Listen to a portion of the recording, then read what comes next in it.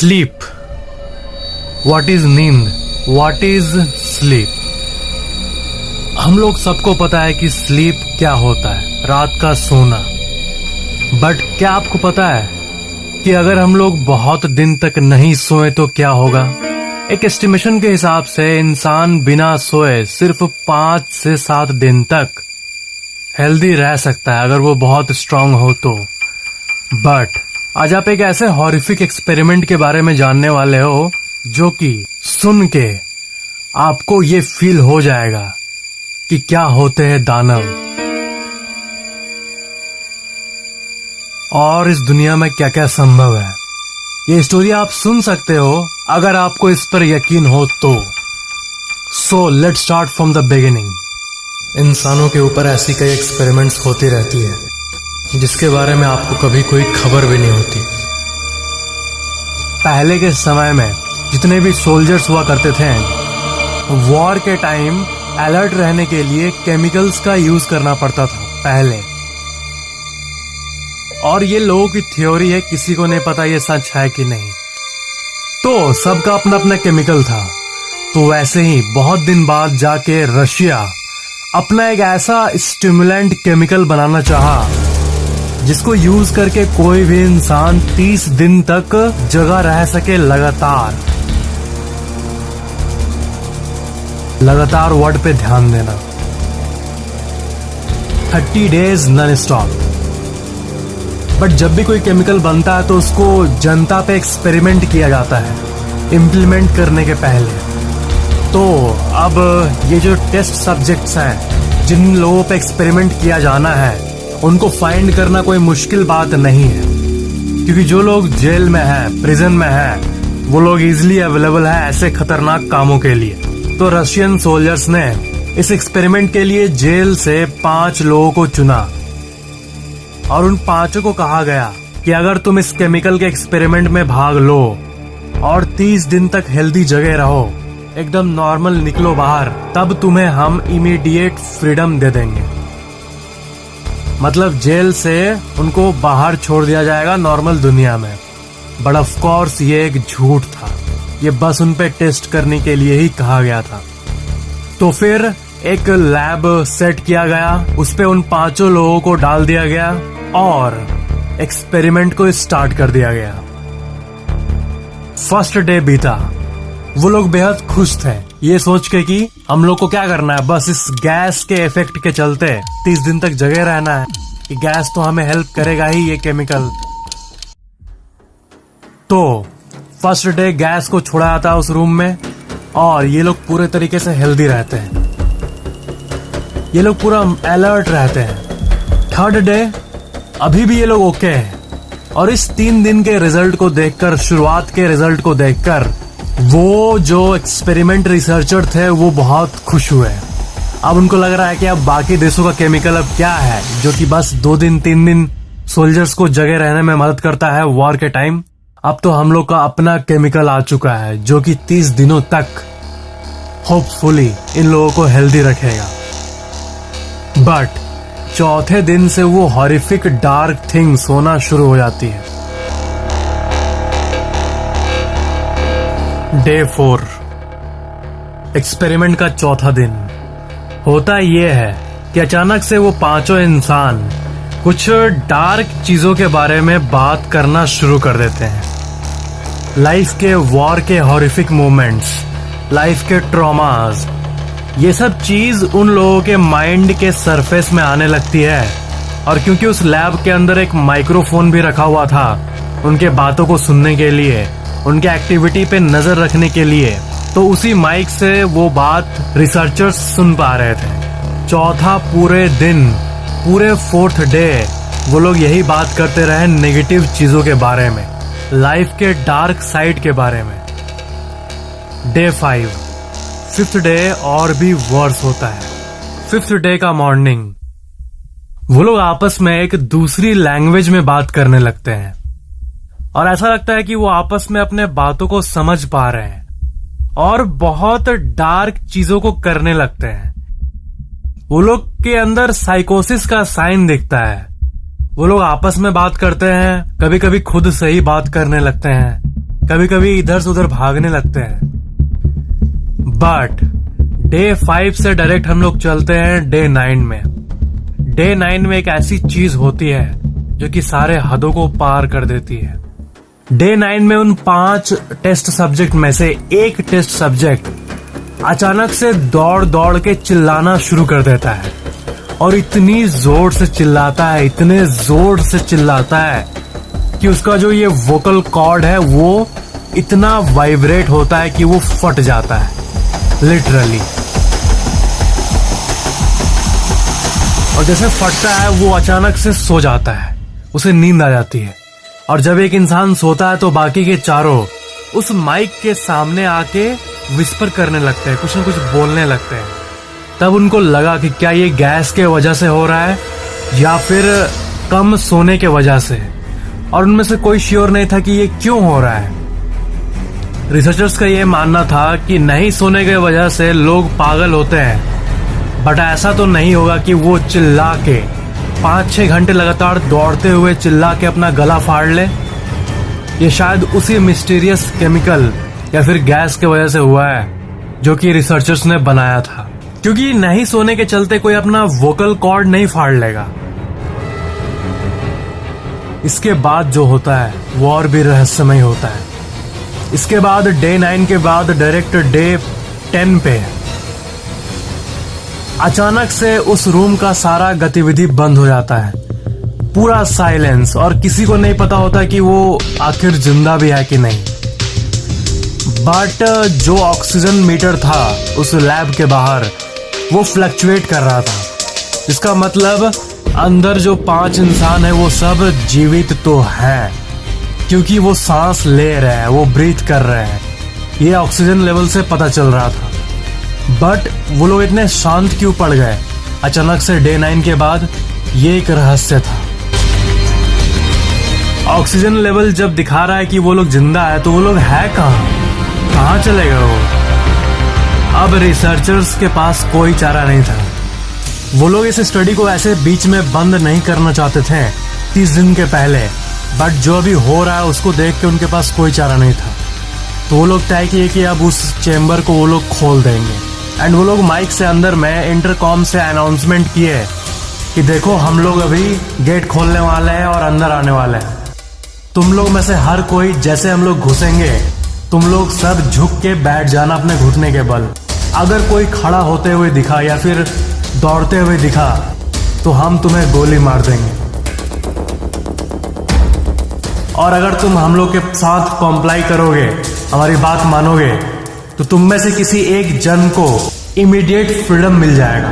हम लोग जेल से तुमको बाहर छोड़ देंगे। तभी उस गहरी साइलेंस के बीच से जैसे ये इंटरकॉम अनाउंसमेंट हुआ तभी अंदर से एक आवाज आती है, हम लोग फ्री नहीं होना चाहते।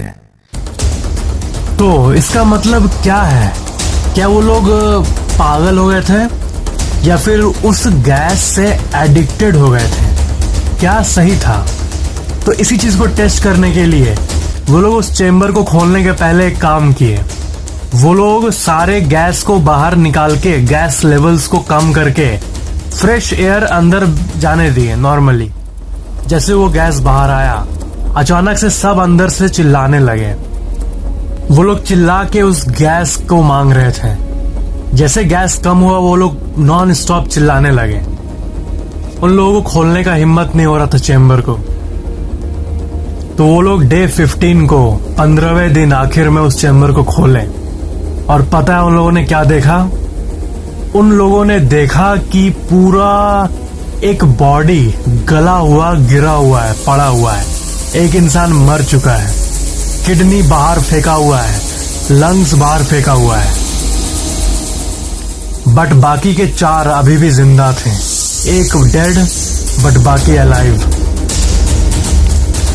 उसके बाद जब वो लोग बाकी 4 के ऊपर नजर डाले तो फिर और भी सीन हॉरिफिक हो गया था, क्योंकि उन लोगों ने ये देखा कि बाकी के 4 लोग अपने ही बॉडी को खाने लगे थे। खाना एक्चुअल में चेम्बर के अंदर नॉर्मली हमेशा रखा रहता था, और फर्स्ट डे जब इन लोगों को भेजा गया था तभी 30 दिन का खाना यहाँ पे था। बट वो लोग अपने बॉडी को खा रहे थे, अपने हाथ को खा रहे थे, अपने पेट को खा रहे थे, अपने पैरों को खा रहे थे और अपने बॉडी के कई पार्ट्स को खोखला कर दिए थे।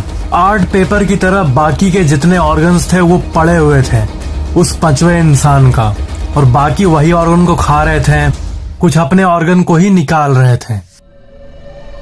और सबसे हॉरिफिक बात यह है कि वो लोग ये सब बिल्कुल एक हॉरिफिक फेस बना के कर रहे थे। वो लोग के फेस पे एक डेविल वाली स्माइल थी। ऐसा लग रहा है कि वो पूरे एंथुसियाज्म से ये काम कर रहे हैं। रिसर्चर्स उनके पास सामने नहीं जाना चाहते थे, इसलिए बैकअप बुलाया गया सोल्जर्स को।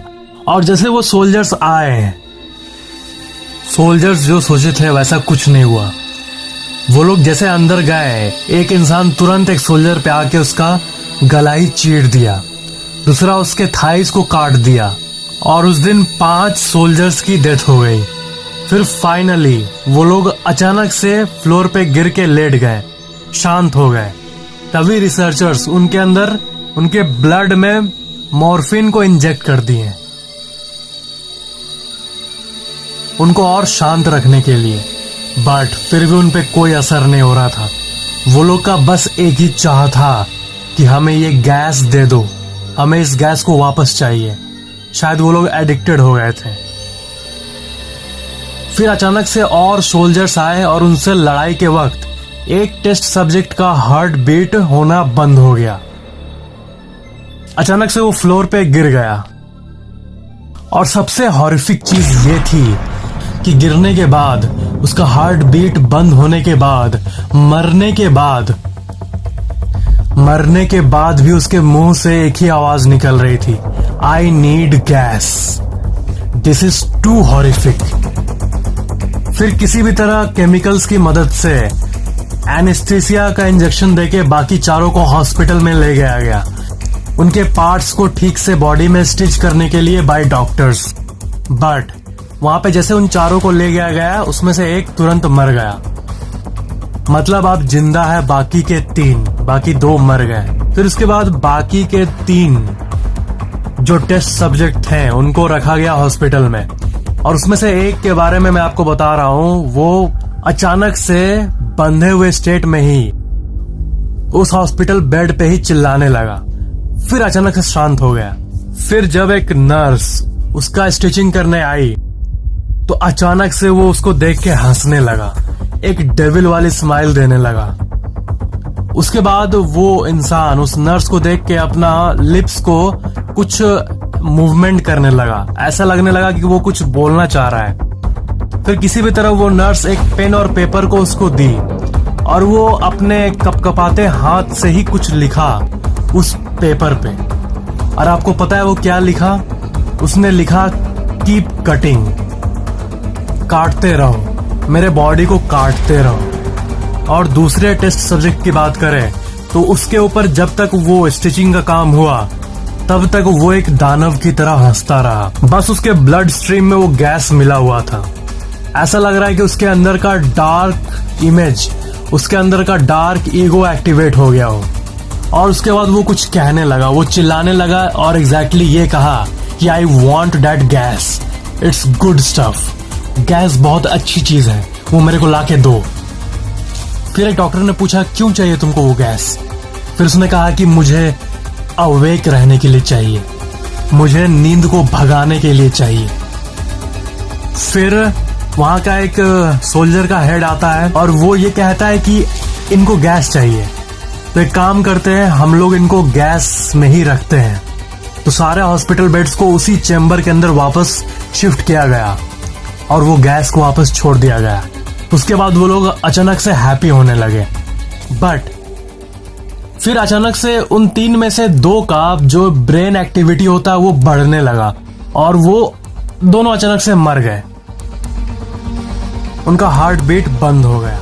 फाइनली अब बचा है बस एक टेस्ट सब्जेक्ट। उसके बाद एक डॉक्टर बस इन सब चीजों से फ्रस्ट्रेट होके गन निकाला और उस टेस्ट सब्जेक्ट की तरफ किया और बोला कि तुम अब लास्ट ही बचे और मैं तुम्हें गोली मार दूंगा, तुम बताओ तुम हो कौन, क्या आया है तुम्हारे अंदर, क्या तुम पोजेस्ड हो, गैस ने किया क्या तुम्हें, क्या चाहते हो?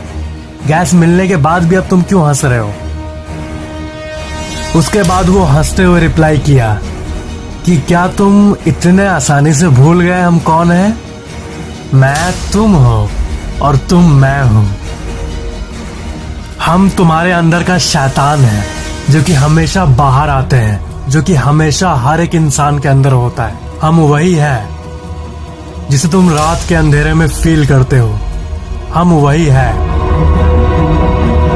जो कि तुम्हारे अंदर हमेशा रहते हैं, बस निकलने का इंतजार करते हैं। जो कि तुम्हारे अंदर हमेशा वही है जो कि तुम्हारे डीपेस्ट एनिमल माइंड में होता है, बस निकलने का इंतजार करते हैं। हम तुम है, सब एक है। उसके बाद वो डॉक्टर उसको गोली मार देता है उसके चेस्ट पे। अचानक से सब कुछ साइलेंट हो जाता है और यही इस ड्रेडफुल एक्सपेरिमेंट का दी एंड होता है। बट सबसे बड़ा सवाल है कि क्या ये स्टोरी रियल है? मैं ये भी नहीं मान रहा कि ये स्टोरी रियल है और मैं ये भी नहीं मान रहा कि ये स्टोरी फेक है। ये एक क्रीपी पास्ता के रूप में अभी एग्जिस्ट करता है। क्रीपी पास्ता मतलब एक ऐसी हॉरिफिक स्टोरी जो कि इंटरनेट के थ्रू लोगों के पास पहुंची है, जो कि लोग हमेशा शेयर करते रहते हैं। और उसी में से एक इंटरेस्टिंग क्रीपी पास्ता को मैंने आपको बताया। बट ये रियल है कि नहीं, ये आपके ऊपर है। इस दुनिया में 50% लोग ये मानते हैं कि ये फेक स्टोरी है, ये जस्ट एक फिक्शनल क्रीपी पास्ता है, और 50% लोग ये मानते हैं कि ये एक्चुअली में हुआ था। बट ये तो आपके ऊपर है कि आप इस पे बिलीव करना चाहो या नहीं। बट नेवरदिलेस ये स्टोरी बहुत ही इंट्रीगिंग है। The most different and novel topics. Thank you so much for watching this video and do subscribe if you like my video.